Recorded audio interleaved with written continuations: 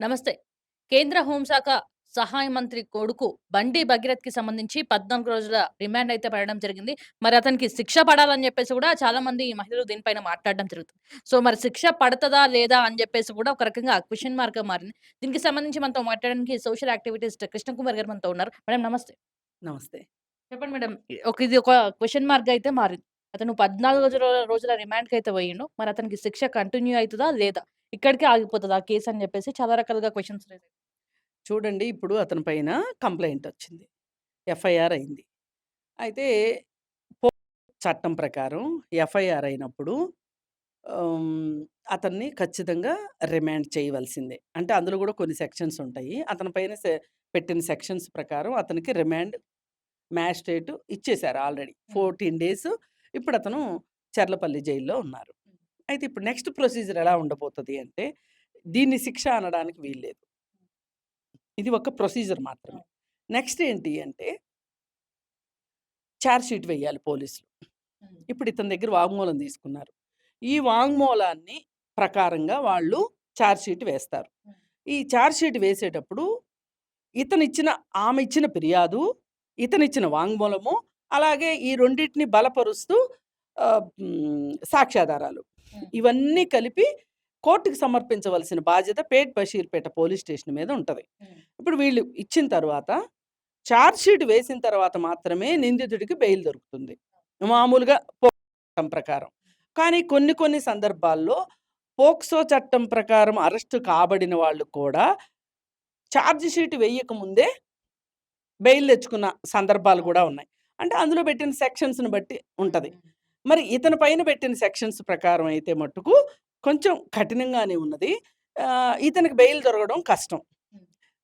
వీళ్ళు ఎంత త్వరగా చార్జ్ షీట్ వేస్తే అంత త్వరగా అతనికి బెయిల్ దొరుకుతది. హ్మ్. ఇక బెయిల్ దొరికిన తర్వాత ఇది విచారణకొచ్చిన తర్వాత ఇతనిచ్చిన స్టేట్మెంటు, ఆ బాలికిచ్చిన స్టేట్మెంటు, ఈ సాక్ష్యాధారాలు వీటన్నిటిని క్రోడీకరించి ట్రయల్ నడిచిన తర్వాత ఇప్పుడు అతని ఫ్రెండ్స్ దగ్గర గూడా కొంతమంది దగ్గర నుంచి వాంగ్మూలాలు అవును. తీసుకున్నారు. అలాగే ఇప్పుడు వీళ్ళ దగ్గర ఉన్న ఎలక్ట్రానిక్ ఇన్ఫర్మేషన్ కొంతుంది. అది వీటన్నిటిని బట్టి అతనికి ఈ చట్టం ప్రకారం అతనికి పడే శిక్ష ఖరారవుతది. దీనికి దగ్గర దగ్గర మినిమమ్ సంవత్సరం, మాక్సిమం 2 సంవత్సరాల్లో ఇది శిక్ష ఖరారు కావాలి. హ్మ్. ఈ చట్టం ప్రకారం. ఇంకా ఏమైనా జరిగితే వాళ్ళు అధికార దుర్వినియోగానికి పాల్పడినా, లేకపోతే ఇంకోటి చేసినా అస్సలు శిక్ష నుంచయితే తప్పించుకోలేడు. సాధ్యం కాదా? సాధ్యం కాదు. అస్సలు శిక్ష నుంచి ఆ శిక్షను ఏమైనా తగ్గించుకోగలుగుతారు. ఓకే. అంతేగాని పూర్తిగా అంటే అతన్ని ఇప్పుడు 2 ఇయర్స్ ఉంటే 1 ఇయర్ పడడం అట్లుంటది తప్ప అంటే తప్పదా? ఇతను ఖచ్చితంగా 10 సంవత్సరాల జైలు శిక్షకి హ్మ్. ఇతను ఇప్పుడు ప్రస్తుతం ఉన్న దీని ప్రకారం అర్హుడు. ఓకే. 10 హ్మ్. సంవత్సరాల శిక్షకి. పైగా ఇప్పుడు 64 బిఎన్ఎస్ 64 అని ఇంకోటి గూడా పెట్టారు. హ్మ్. అవును. అంటే ఇతను పలుమార్లు ఆమెని చేశాడు. లేదు శారీరక సంబంధాన్ని కొనసాగించాడు. దట్ టూ మ్యూచువల్ కన్సెంట్‌తోనే హ్మ్. చేశాడు అని అంటే కూడా, ఆ మ్యూచువల్ కన్సెంట్‌కి బేస్ ఏంటి అంటే పెళ్లి చేసుకుంటాను అని చెప్పాడు గాబట్టి. హ్మ్. హ్మ్. ఈ పెళ్లి చేసుకుంటాను అని ప్లస్ జెప్పి ప్లస్ అవుతది. హ్మ్. ఆమెతో సంబంధాన్ని కొనసాగించినందుకు గాను, అంటే ఆమెను మాయపెట్టి, మభ్యపెట్టి హ్మ్, చేశాడు కాబట్టి ఇతనికి ఇది 10 సంవత్సరాలు జైలు శిక్ష పడే సెక్షన్ ఇది. ఈ ఓకే. 64 అనేది. హ్మ్. ఇప్పుడు అతను చాలా సార్లు ఆ అమ్మాయికి మెసేజ్ చేశాడు అంటున్నారు. హ్మ్. నేను నిన్ను కావాలనే నీ వెంట పడ్డాను. నువ్వంటే నాకిష్టం. నేను నీతోనే ఉండాలనుకుంటున్నాను. అది, ఇది అని చెప్పి ఆ అమ్మాయి ఫ్రెండ్‌షిప్ ముదిరే వరకు ఇలాంటి మెసేజ్‌లు జేశాడు. ఆ తరువాత నేను నిన్ను ఇబ్బంది పెట్టాను, నిన్ను బాధ పెట్టాను అని అతను ఏడవటము, మొత్తుకోవడము ఇవన్నీ కూడా ఉన్నాయి. హ్మ్. ఇయన్నీ ఉన్నప్పుడు ఈ పెళ్లి సంభాషణ గూడా ఆ సంభాషణలో ఉండే ఉంటది ఖచ్చితంగా. హ్మ్. ఇప్పుడు అది అది తిరుగులేని సాక్ష్యం. హ్మ్. ఇప్పుడు అతనేదో సెల్ ఫోన్‌ని డిస్ట్రాయ్ జేశాడు. ఇంకొక సెల్ ఫోన్ ఇచ్చాడు అని జెప్తున్నారు. ఎంత డిస్ట్రాయ్ చేసినా గూగుల్‌లో ఉంటది. అవును. గూగుల్ నుంచి రిట్రీవ్ చేస్తారు. అంటే ఇది మనం మామూలుగా ఏ అధికార దుర్వినియోగానికి లోను గాకుండా నిష్పక్షపాతంగా జరిగితే నేను జెప్పేదంతా జరుగుతది. అదే. లేదు నిష్పక్షపాతంగా జరగట్లేదు, జరగదేమో అనే అనుమానం గూడా చాలా మందికుంది. అవును. దానికి మనం ఏం చేస్తాం? కాలమే చెప్పాలి ఇది దీనికి. కాకపోతే ఇతనైతే ఈ నేరం చేశాడు అనడానికి చాలా అంటే సాక్ష్యాధారం. పొలిటికల్‌గా అధికారం ఉంటే అది ఏ విధంగానైనా సాధ్యమైతదా? కోర్టు విషయాల్లో గావచ్చు, న్యాయ వ్యవస్థలో గూడా అటు ఇటు అయ్యే ఛాన్సెస్ ఉంటాయా? ఖచ్చితంగా. ఇప్పుడు ఒక బీసీ కులస్తుడో, ఒక ఎస్సీ కులస్తుడో, ఒక ఎస్టీ కులస్తుడో ఏదైనా ఒక అత్యాచారానికి పాల్పడితే అతని పైన నేరం నిరూపణ అవుతది. జైలు శిక్ష పడతది. జైల్లో ఉంటాడు.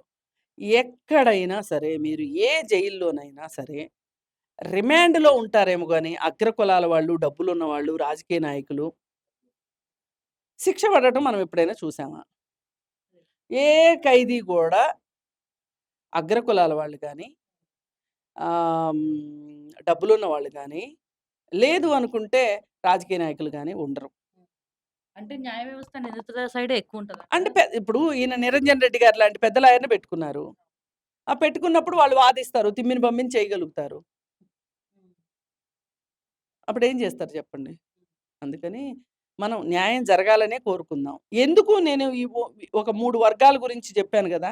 ఈ 3 వర్గాలు ఆర్థిక నేరాల్లో మాత్రమే, ఆర్థిక నేరాల్లో మాత్రమే అగ్రకులాల వాళ్ళు జైలుకొస్తారు. హ్మ్. రాజకీయ నాయకులు జైలుకొస్తారు. కానీ హత్యనో, లేదు ఘటనల్లోనో, ఇలా పెళ్లి చేసుకుంటామని జెప్పి మాట తప్పిన కేసుల్లోనో, ఈ బాగా డబ్బులున్న వాళ్ళు వీళ్ళు రారు.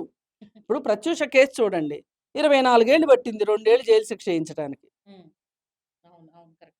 అసలు నా దృష్టిలో అతనికి శిక్షే లేదు. అది శిక్ష కాదది నన్నడిగితే. హ్మ్. శుభ్రంగా అతను పెళ్లి చేసుకున్నాడు, పిల్లల్ని కన్నాడు, ఎంజాయ్ చేస్తున్నాడతను. ఆ అమ్మాయి చచ్చిపోయింది. ఇది న్యాయమా మరి? హ్మ్. అందుకని ఏంటి అంటే, న్యాయం ఖచ్చితంగా సంపూర్ణమైన న్యాయం దొరుకుతది అని అనుకోవటం గూడా మన భ్రమే అవుతది ఒక్కొక్కసారి. సో, ఇప్పుడు ఈయన కేసు పడతదా? పడదా? ఇది శిక్ష పడతదా లేదా అని పక్కన పెడితే, అమ్మాయికి న్యాయం జరిగేదెట్లా? సో, ఆ అమ్మాయి సైడ్ నుంచి ఏమైనా కాంప్రమైజ్ అయితే ఈ శిక్ష తగ్గిపోతదా? లేదు. ఆ సెక్షనే లేదు. హ్మ్. కాంప్రమైజ్ అవ్వటానికే లేదు. ఆప్షన్ లేదు. లేదు. రాజీ పడే సె ఇప్పుడేమి రిటర్న్ తీసుకోవడం గావచ్చు, అలా ఇట్లాంటివేమి ఉండదా? కుదరదు.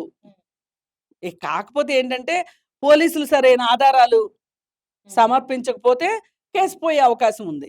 ఇప్పుడు పోలీసులు ఎందుకు ఆహ్, ఆధారాలు సమర్పిస్తారు?